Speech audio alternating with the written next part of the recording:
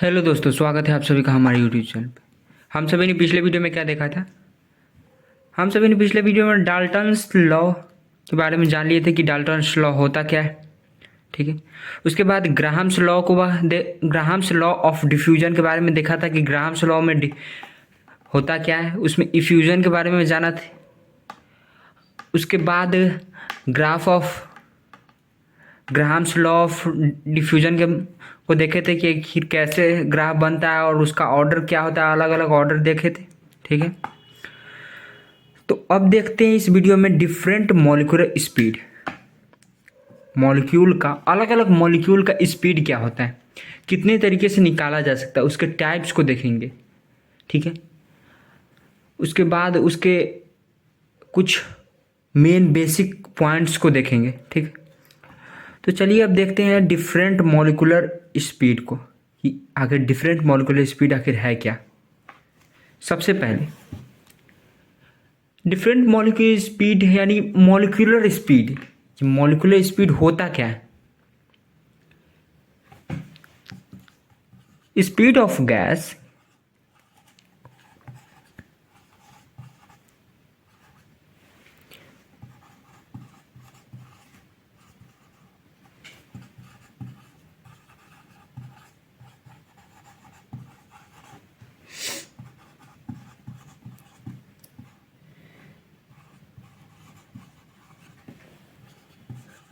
मैंने यहाँ पे क्या लिखा है?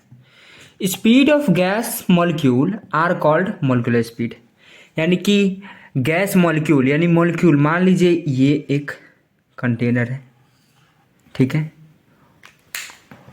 ये मान लीजिए एक कंटेनर है। ठीक। और इसमें बहुत सारे गैस भरे हुए हैं, बहुत सारे। ठीक है। और ये गैस क्या करेंगे? कोई गैस इधर जाएगा, फिर दूसरे मॉलिक्यूल से टकराएगा, फिर आएगा वापस, फिर इस कंटेनर में टकराएगा, फिर वापस। तो ये जितने स्पीड से इधर उधर कर रहे हैं उसी को बोलते हैं मॉलिक्यूल। यानी कि मॉलिक्यूल, गैस मॉलिक्यूल का जो स्पीड होता है उसी को बोलते हैं मॉलिक्यूलर स्पीड। ठीक है।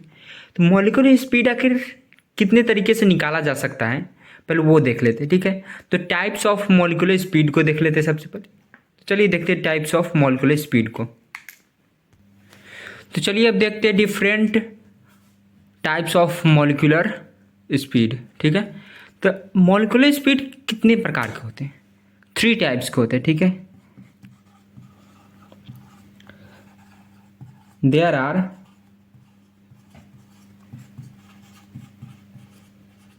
3 टाइप्स ऑफ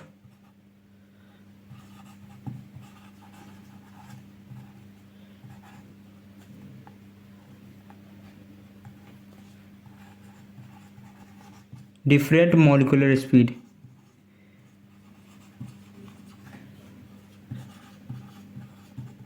सबसे पहला होता है रूट मीन स्क्वायर वेलोसिटी। ठीक है। Root mean square velocity. Second होता है एवरेज वेलोसिटी।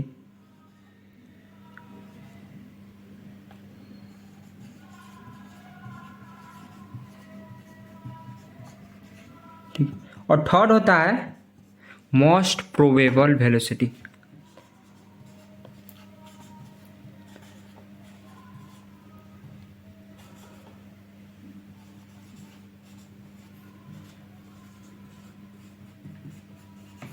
ठीक है। तो यहाँ पे कितने टाइप्स हो गए? Well different, there are 3 types हो गए डिफरेंट मॉलिक्यूलर स्पीड के। ठीक है। डिफरेंट मॉलिक्यूलर स्पीड के 3 टाइप्स हो गए। सबसे पहला हो गया कौन सा? सबसे पहला होगा root mean square, root mean square velocity. ठीक है। और दूसरा होगा एवरेज वेलोसिटी और दूसरा मोस्ट प्रोबेबल वेलोसिटी। ठीक है। तो चलिए देखते हैं इन तीनों को, आखिर ये तीनों है क्या, इसके फॉर्मूलाज क्या है, सभी को देखते हैं। तो चलिए अब देखते हैं रूट मीन स्क्वायर वेलोसिटी आखिर है क्या, इसके फॉर्मूलाज को देखते हैं। रूट मीन स्क्वायर वेलोसिटी को डिनोट किया जाता है, इट इज डिनोटेड बाय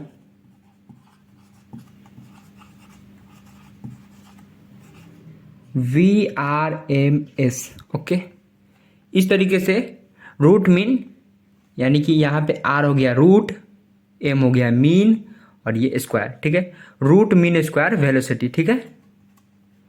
यहाँ पे आप सभी ने इसको डिनोट करने के जानिए। फॉर्मूला कैसे होता है, ठीक है, चलिए देखते हैं।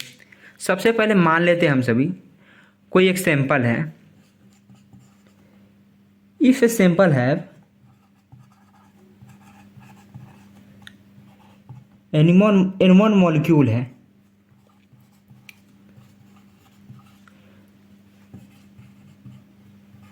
हैव V1 स्पीड, ठीक है, N1 मॉलिक्यूल के पास V1 स्पीड है, एंड N2 मॉलिक्यूल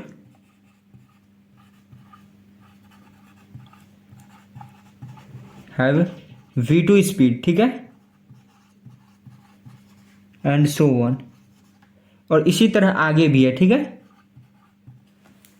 तो इसका रूट मीन स्क्वायर वेलोसिटी आखिर आएगा क्या मॉलिक्यूल का, तो चलिए देखते हैं। VRMS, इसका फॉर्मूला क्या होता है, equals to N1 into V1 square, ठीक है, plus N2 into V2 square, plus इसी तरह आगे बढ़ता रहेगा, ठीक है। और नीचे में क्या होगा, सारे मॉलिक्यूल का योग, ठीक है, यानी कि N1 plus N2 plus N3 plus distance, ठीक है। तो यहाँ पे क्या आप सभी ने देखा कि मॉलिक्यूल और उसके वेलोसिटी का स्क्वायर को मल्टीप्लाई करने पर, मल्टीप्लाई को जोड़, यानी कि सारे मल्टीप्लाई को जोड़ करके और डिवाइड, उसे मॉलिक्यूल के योगफलों से एडिशन से डिवाइड करके जो रूट में मिलता है उसे ही बोला जाता है रूट मीन स्क्वायर वेलोसिटी। यानी कि ये फॉर्मूला आप सभी नोट कर लीजिएगा, यही फॉर्मूला पर आप सभी रूट मीन स्क्वायर वेलोसिटी निकाल सकते हैं बहुत आसानी तरीके से, ठीक है। तो चलिए अब देखते हैं एवरेज वेलोसिटी कैसे निकाला जाता है, ठीक है। तो एवरेज वेलोसिटी के बारे में देखते हैं कैसे निकाला जाता है वो। तो चलिए अब देखते हैं कि एवरेज वेलोसिटी आखिर निकाला कैसे जाता है। यहाँ पे आप सभी एवरेज वेलोसिटी देख रहे हैं। एवरेज वेलोसिटी डिनोट कैसे किया जाता है, VAVG से, ठीक है, यानी कि एवरेज का छोटा सा फॉर्म, ठीक। अब फिर उसी तरह देखते हैं कि एक सैंपल है, उसमें N1 मॉलिक्यूल का स्पीड है V1, ठीक है, और N2 मॉलिक्यूल का स्पीड है V2, और उसी तरह आगे दिया हुआ है, ठीक है, ऑन सो ऑन, ठीक है। तो इसका फॉर्मूला क्या हो जाएगा, VAVG equals to N1 into V1, ठीक है, plus N2 into V2 plus so on, ठीक है। इस तरह आगे बढ़ता रहेगा, और नीचे भी जस्ट उसी तरह N1 plus N2 plus N3 plus so on, ठीक है। यानी कि इसमें क्या है, उसमें वेलोसिटी के रूट मीन स्क्वायर वेलोसिटी में यहाँ पे वेलोसिटी का स्क्वायर किया गया है, ठीक है, और उसे रूट में रखा गया है, ठीक। बट यहाँ पे सिंपली मॉलिक्यूल से वेलोसिटी में मल्टीप्लाई किया जाता है, और जितने मॉलिक्यूल है सभी को जोड़ दिया जाता है, और तब डिवाइड किए जाते हैं टोटल मॉलिक्यूल के योगफल को, ठीक है। तो यहाँ पे आप सभी ने एवरेज वेलोसिटी के बारे में आप सभी ने जान लिया। अब देखते हैं कि आखिर मोस्ट प्रोबेबल वेलोसिटी क्या है। ये बहुत ही सिंपल मोस्ट प्रोबेबल वेलोसिटी है, ठीक है। तो चलिए देखते हैं। तो चलिए अब देखते हैं मोस्ट प्रोबेबल वेलोसिटी आखिर होता क्या है। यह डिनोट कैसे किया जाता है, it is denoted by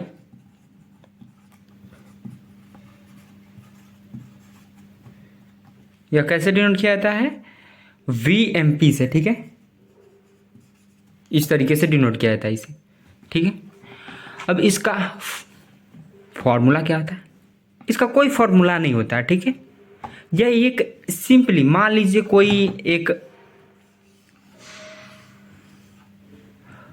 container है, ठीक है, उसमें ए मॉलिक्यूल दिए गए हैं, ठीक है। जो ए मॉलिक्यूल है 20 और दूसरी तरफ बी मॉलिक्यूल है जो 50 है। इसका स्पीड है 2 मीटर पर सेकेंड और इसका स्पीड है 5 मीटर पर सेकेंड। तो यहाँ पे क्या होता है कि जो मॉलिक्यूल सबसे ज़्यादा होता है, ठीक है, उसी का वेलोसिटी लिया जाता है, ठीक है। तो यहाँ पे सबसे ज़्यादा मॉलिक्यूल कौन है?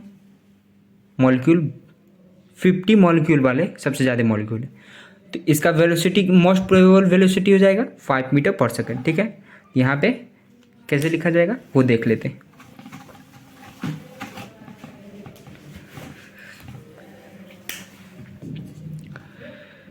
Most probable velocity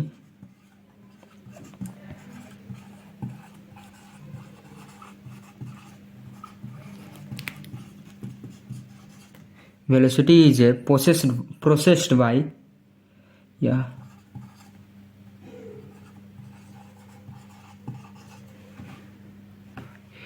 most of the molecule of gas, ठीक है। most of molecule of gas, ठीक है। यानी कि जिसका सबसे ज़्यादा जो मॉलिक्यूल सबसे ज़्यादा होगा उसी का वेलोसिटी मोस्ट प्रोबेबल वेलोसिटी होता है, ठीक है। तो यहाँ पे आप सभी ने different kind of molecular speed के बारे में हम सभी जाने। अब देखते हैं कि आखिर मॉलिक्यूलर स्पीड का जो different kind of molecular speed होता है उसका रेशियो क्या होता है अलग अलग तरीके से। उसे आइडियल फार्मूला, जो आइडियल गैस का जो फार्मूला दिए थे उसी बेस पर उसे कंपेयर करके उसके बाद उसका रेशियो निकालेंगे और देखेंगे कि आखिर रेशियो इसका आता क्या है, ठीक है। तो चलिए देखते हैं different kinds of molecular speed का रेशियो आखिर है क्या। तो चलिए अब देखते हैं कि अलग अलग तरीके से, यानी कि ये तीनों फार्मूलाज पे इसका फॉर्मूला क्या होगा according to the universal gas constant और एब्सोल्यूट टेम्परेचर और मोलर मास से इसका क्या फॉर्मूला आ रहा है वो देख लेते हैं, ठीक है। तो यहाँ पे सबसे पहले क्या है, रूट मीन स्क्वायर वेलोसिटी, ठीक है। तो इसका फॉर्मूला क्या होगा, यूनिवर्सल गैस कांस्टेंट से रूट अंडर 3RTM, ठीक है। यहाँ पे रूट मीन स्क्वायर वेलोसिटी का फॉर्मूला है, ठीक है। और एवरेज वेलोसिटी का क्या फॉर्मूला है, रूट अंडर 8RT/πm, ठीक है। यहाँ पे ये एवरेज वेलोसिटी का फॉर्मूला है, ठीक है।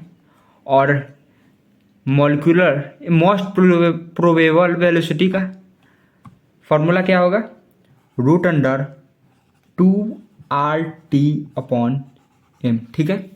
तो यहाँ पे तीन वैल्यू दिए गए हैं, ठीक है, R, T और M, सभी में RTM का प्रयोग किया गया।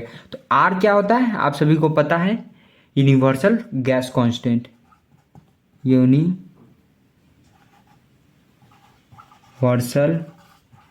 गैस कांस्टेंट, ठीक है। और T एब्सोल्यूट टेम्परेचर है,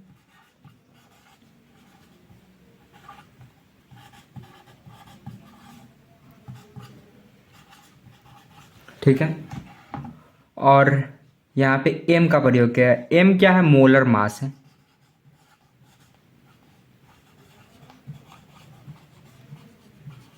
ठीक है। तो यहाँ पे आप सभी ने देख लिया कि आखिर रूट मीन स्क्वायर वेलोसिटी और एवरेज वेलोसिटी और मोस्ट प्रोबेबल वेलोसिटी का फॉर्मूला क्या होता है, ठीक है। तो चलिए अब इन सभी का रेशियो देखते हैं इसी तीनों का फॉर्मूला का उपयोग करके कि आखिर रेशियो आता क्या है, ठीक। तो चलिए रेशियो को देखते हैं। तो चलिए अब देखते हैं आखिर इन तीनों का रेशियो आखिर है क्या। सबसे पहले इसका मान पुट करते हैं। इसका मान मैंने क्या बताया था, √3RT अपॉन m, ठीक है। इसका मैंने ये बताया था। और एवरेज वेलोसिटी का मैंने क्या बताया था, √8RT अपॉन पाई m, ठीक है।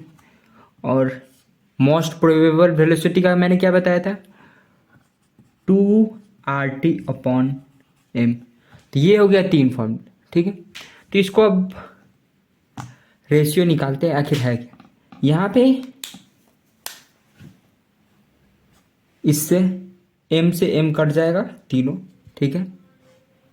और RT से RT, ठीक है, तीनों कट जाएगा। यहाँ पे क्या बचा, √3, ठीक है। और यहाँ पे √8/पाई, ठीक है। और यहाँ पे √2, ठीक है। तो यहाँ पे √3 आया, ठीक है। यहाँ पे √8/पाई और यहाँ पे √2। तो √3 का वैल्यू क्या होता है, 1.732 इसका वैल्यू होता है। और इसका वैल्यू क्या होता है, आप जब इसे निकालेंगे तो इसका वैल्यू आएगा 1.59 अप्रॉक्स, ठीक है। और √2 का वैल्यू कितना होता है, 1.414, ठीक है। इन तीनों का वैल्यू होता है, ठीक है। तो इसमें सबसे बड़ा कौन सा है, रूट मीन स्क्वायर, ठीक है। सबसे बड़ा ये है, उससे छोटा ये है, उससे छोटा ये। इसका ऑर्डर क्या हो जाएगा, VRMS, ठीक है, VAVG यानी कि एवरेज वेलोसिटी और मोस्ट प्रोबेबल वेलोसिटी। इसका ऑर्डर हो जाएगा इस तरीके से, ठीक है। तो चलिए अब देखते हैं कि आखिर अब मैक्सिमम वोल्ट्स मान आखिर है क्या, उसको देखते हैं। और उसके बाद आगे के पॉइंट्स को देखेंगे। तो यहाँ पे आप सभी ने समझ गया कि आखिर different kinds of molecular speed होता क्या है, उसके रेशियो क्या है, उसके फॉर्मूलाज क्या है, सभी आप सभी ने देख लिया, ठीक है। तो अब मैक्सिमम वोल्ट मान को देखते हैं कि आखिर है क्या, उसका कर्व को भी देखेंगे, आखिर कर्व होता क्या। तो चलिए देखते हैं। अब देखते हैं मैक्सवेल बोल्ट मान डिस्ट्रीब्यूशन कर्व है क्या, ठीक है। चलिए देखते हैं मैक्सवेल बोल्ट्जमान क्या एक्सप्लेन करता है, पहले ये देख लेते हैं। Maxwell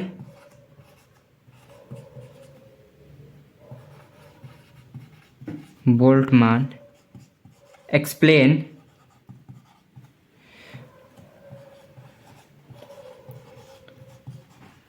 by the curve how different molecular speed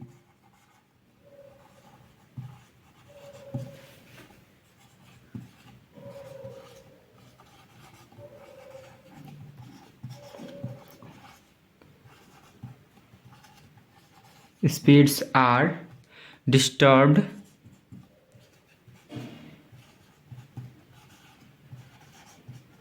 distributed among the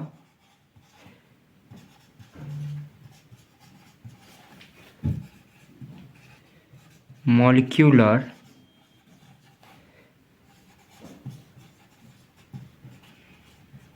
at a given temperature, ठीक है। तो यहाँ पे क्या बोल रहा है, मैक्सवेल बोल्ट्जमान क्या एक्सप्लेन कर रहा है, मैक्सवेल बोल्ट्जमान कर्व के द्वारा एक्सप्लेन कर रहा है क्या, डिफरेंट, यानी कि सॉरी यहाँ पे हाउ होगा,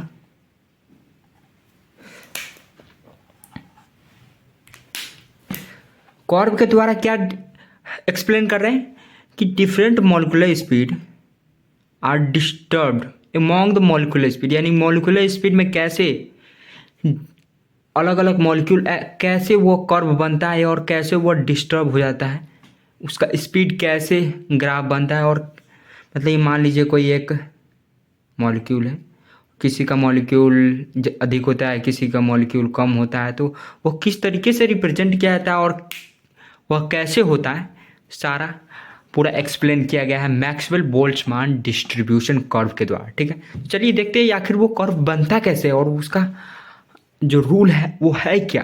तो चलिए देखते हैं बोल्ट्जमान के रूल को। तो चलिए अब देखते हैं मैक्सवेल बोल्ट्जमान का कर्व आखिर बनता कैसे है। सबसे पहले हम सभी एक ग्राफ ड्रॉ कर लेंगे। ठीक है,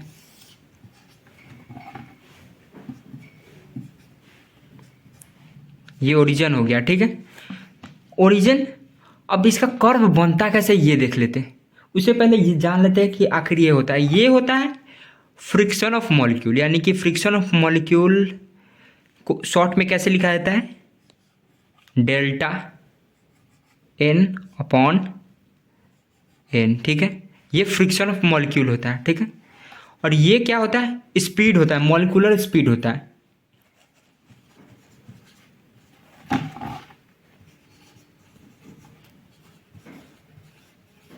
ठीक है, ये मॉलिक्यूलर स्पीड होता है। तो इसका कर्व कैसे बनता है ये देख लेते हैं। ठीक, यहाँ पे क्या हो सकता है, ये फ्रिक्शन ऑफ मॉलिक्यूल भी हो सकता है और नंबर ऑफ मॉलिक्यूल। ठीक है, दोनों में से कोई एक हो सकता है। ठीक है, तो चलिए अब इसका कर्व देखते हैं आखिर बनता कैसे। इसका कर्व, ठीक है, इस तरीके से कर्व इसका बनता है। ठीक, तो इसमें जो डिफरेंट मॉलिक्यूलर स्पीड मैंने बताया था वो इसमें कहाँ कैसे आता है वो देख लेते हैं। ठीक है, तो इसे सही तरीके से पहले बना लेता हूँ।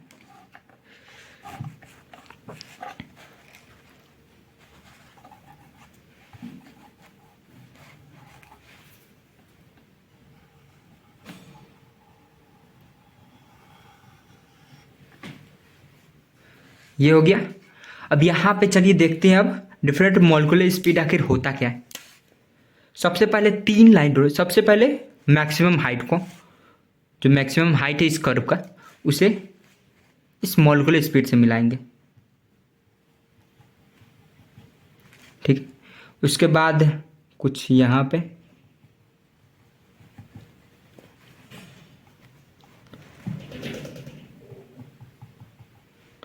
और उसके बाद यहाँ पे।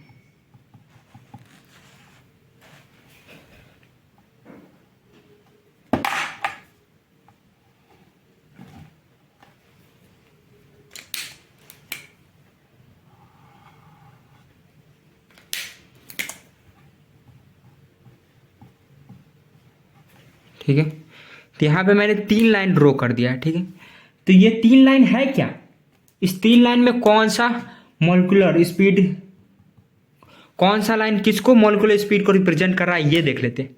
सबसे पहला लाइन, ये वाला लाइन डिनोट कर रहा है किसका, हम सभी ने क्या पढ़ा था कि सबसे मॉलिक्यूल जिसका सबसे ज़्यादा मॉलिक्यूल होता है उसे ही बोला जाता है मोस्ट प्रोबेबल वेलोसिटी। तो ये क्या हो जाएगा, मोस्ट प्रोबेबल वेलोसिटी। ठीक है, और सेकेंड नंबर क्या हो जाएगा, एवरेज वेलोसिटी। यानी कि जो एवरेज वेलोसिटी का मतलब क्या हुआ, यानी कि सभी एवरेज, यानी कि बीच का। ठीक, तो इसका एवरेज वेलोसिटी बीच में हो जाएगा। ठीक है, तो यहाँ इससे भी समझ सकते हैं कि एवरेज वेलोसिटी बीच में होता है, इसलिए यहाँ पे भी बीच में। ठीक है, तो यहाँ की एवरेज वेलोसिटी, और ये क्या हो जाएगा जो बचा है। ठीक है, क्या बच गया, रूट स्क्वायर वेलोसिटी। ठीक है,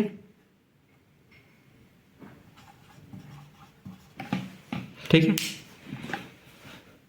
तो यहाँ पे आप सभी ने देख लिया कि आखिर अलग अलग मॉलिक्यूलर स्पीड का कर्व बोल्ट्जमान डिस्ट्रीब्यूशन कर्व में आखिर बनता कैसे है, ये सभी ने देख लिया। तो यहाँ पे प्रोसेस, ये पूरा प्रोसेस हो रहा है किस पे, टेम्परेचर कांस्टेंट है, तभी ये संभव हो पा रहा था। तो यहाँ पे क्या लिख सकते हैं, एट टेम्परेचर T। ठीक है,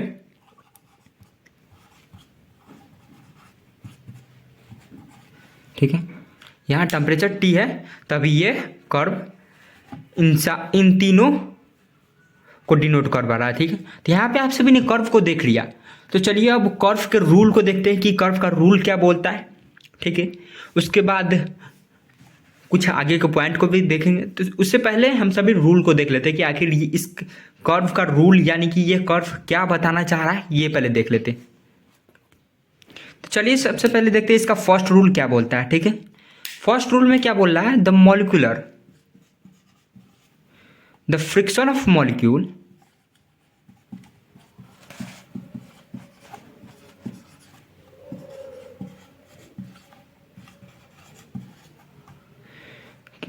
having टू लो, टू यानी कि बहुत लो, ठीक, एंड या और टू हाई यानी कि बहुत ज़्यादा speed is very small,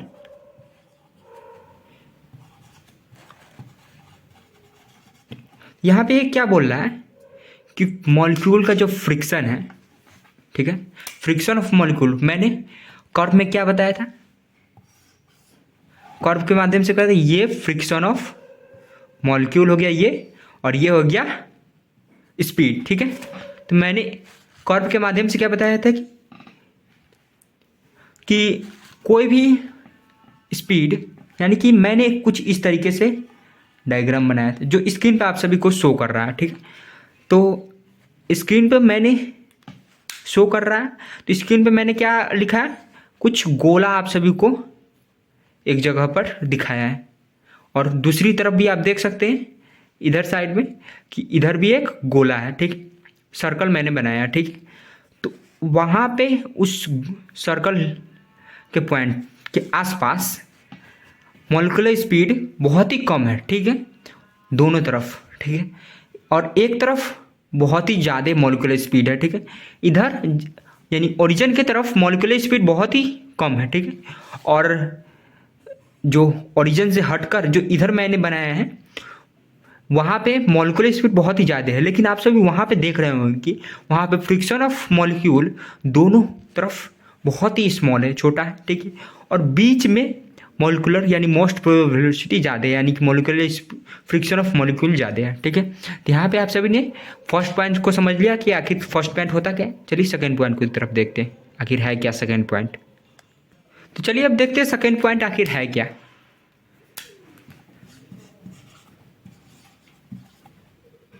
there is a certain speed for which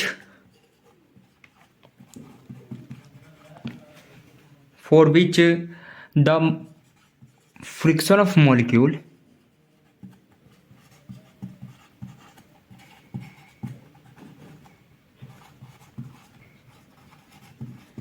is maximum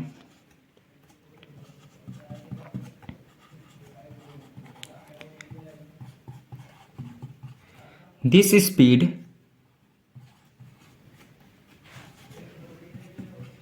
is known as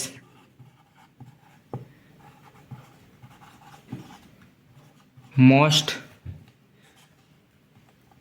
probable speed, ठीक है।